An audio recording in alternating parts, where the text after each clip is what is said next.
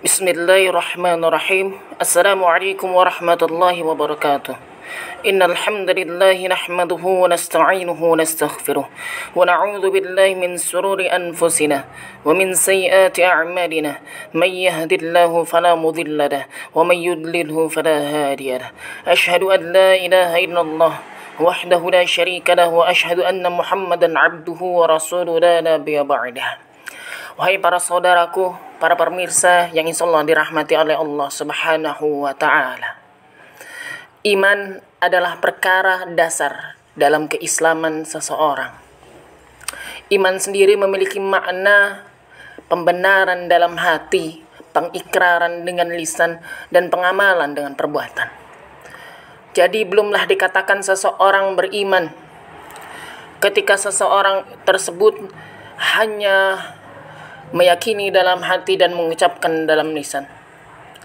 Karena kenapa? Karena iblis la'natullah pun beriman kepada Allah. Ia meyakini bahwasanya Allah adalah Tuhan yang satu dan bahwasanya Allah adalah satu-satunya sesembahan yang berhak disembah. Dan iblis la'natullah juga mengikrarkan apa yang diyakininya. Tapi ketika Allah memerintahkan perintah sujud kepada Nabi Adam alaihissalam, iblis tidak melakukannya dengan pengamalannya.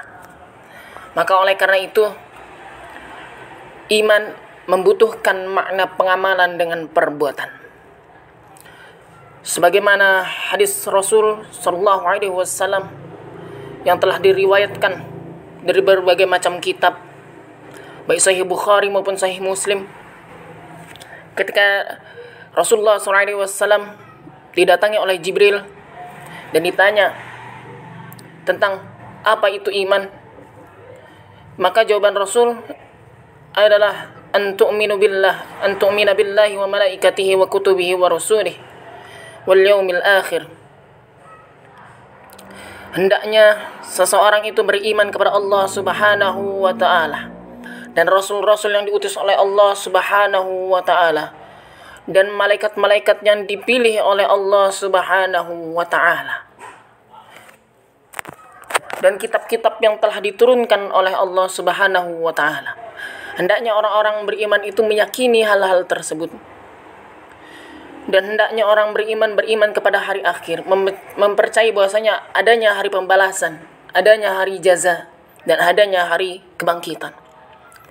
Dan hendaknya juga orang yang beriman itu hendaknya mempercayai tentang qada dan qadar, baik yang buruk maupun perkara yang baiknya.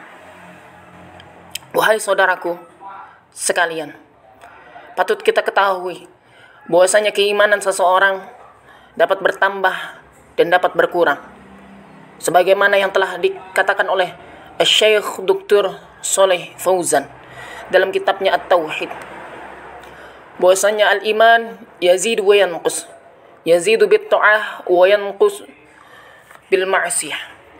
Bahwasanya perkara iman itu dapat bertambah dan dapat berkurang.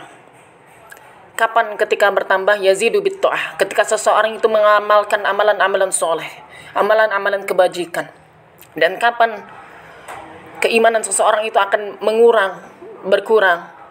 Yaitu ketika seseorang tersebut melakukan perbuatan-perbuatan maksiat, melakukan perbuatan-perbuatan fahisyah yang mana tidak dibenarkan oleh Allah Subhanahu wa taala dan tidak diajarkan oleh Rasulnya. Dalam perkara keimanan adalah perkara yang sangat penting dan mendasar. Dan itu harus kita pahami sebagai seorang mukmin yang haqq. Seorang mukmin yang hakiki, kita harus paham apa itu iman dan bagaimana kita mengaplikasikan iman.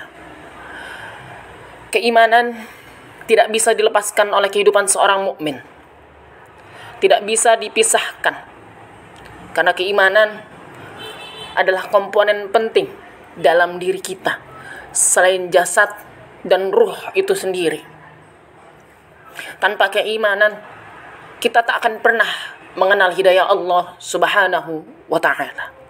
Kita tak akan pernah mengenal pencipta dari seluruh alam semesta dan pencipta dari seluruh makhluk di alam raya ini.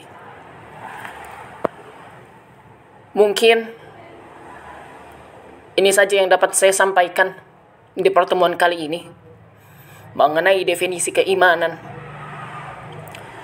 Apabila ada kesalahan, mohon dimaafkan.